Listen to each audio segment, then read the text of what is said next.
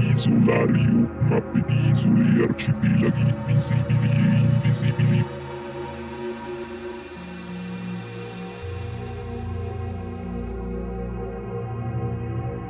Isolario, mappe di isole, arcipelaghi, visibili e invisibili.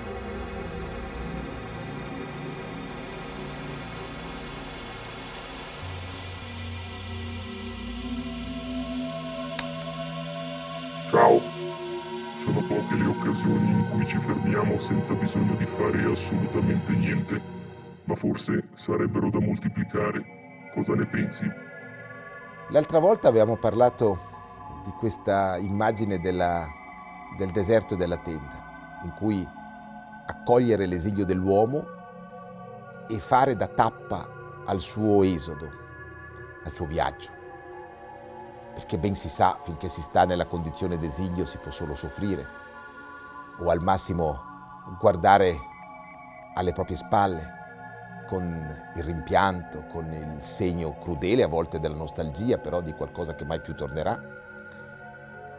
Quando questo esilio si trasforma in un esodo, in un viaggio, e si accetta come Abramo di affrontare l'ignoto, allora si ha bisogno di luoghi di sosta, come ci ricordiamo i luoghi di sosta nei grandi pellegrinaggi. Se si va a Santiago de Compostela, lungo la via ci sono fin dal Medioevo dei luoghi di sosta, degli luoghi in cui dormire, in cui mangiare, in cui riposarsi. Ecco, credo che nella nostra vita interiore, nel nostro rapporto con la verità, nel nostro rapporto con la vita, forse dobbiamo essere, per affrontare la complessità della nostra quotidianità, per governare senza esserne schiacciati le grandi trasformazioni, mutazioni che l'uomo sta vivendo.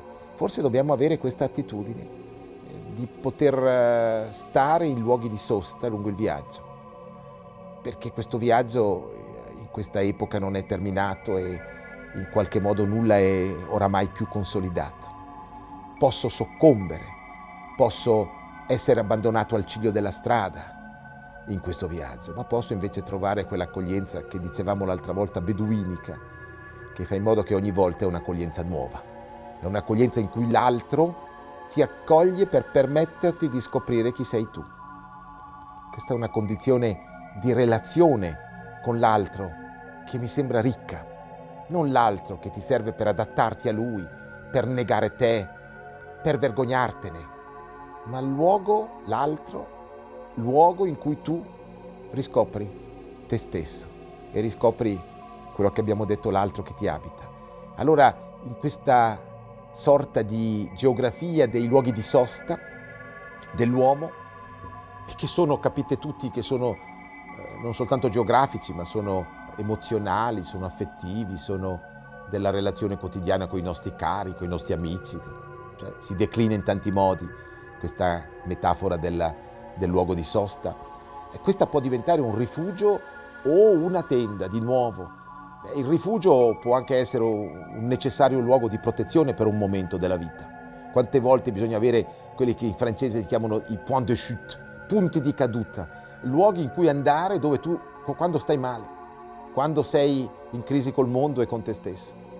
Questi luoghi che non sono soltanto tecnici. Chi pensa di risolverli in termini tecnici, in termini di professionalità, penso che in qualche modo colga soltanto un aspetto del problema. È un problema di umanità.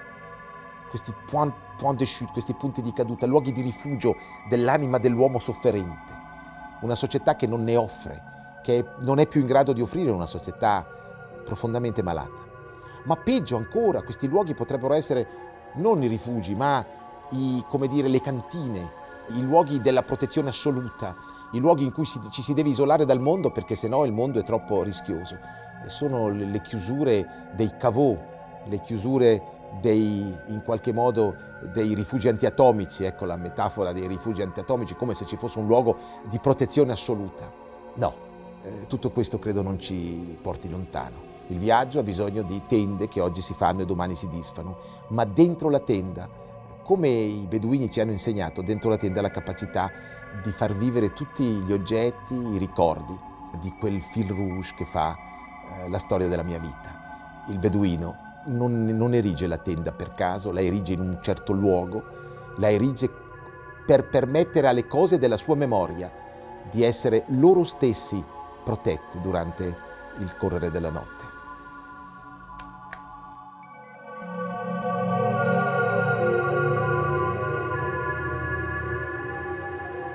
Isolario, mappe di isole e arcipelaghi visibili e invisibili.